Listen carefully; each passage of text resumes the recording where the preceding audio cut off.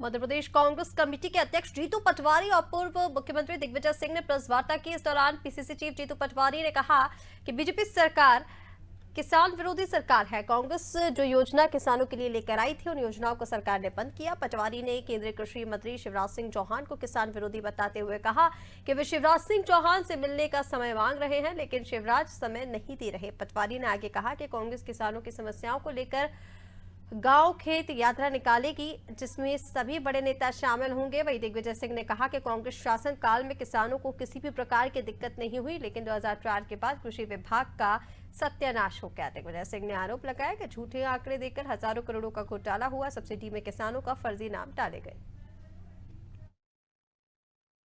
विरोधी है, इन्होंने जो कमलनाथ जी की सरकार बनी थी, जब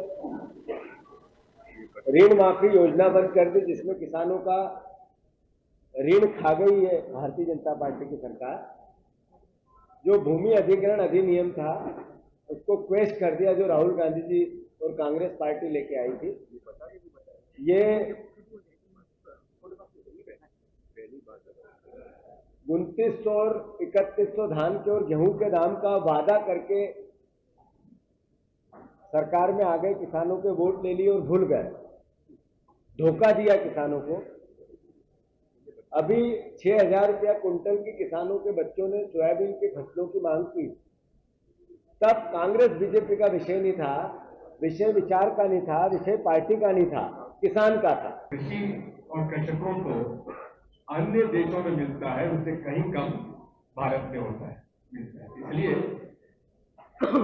यदि किसानों को अधिक उत्पादन करने के लिए प्रोत्साहन और प्रोत्साहित करने की राशि अगर आप देंगे, उसके वजह से भारत की इकोनॉमी का भी सुधार होगा, क्योंकि लगभग 45 से 50% लोग इस देश में किसानी पर निर्भर रहते हैं।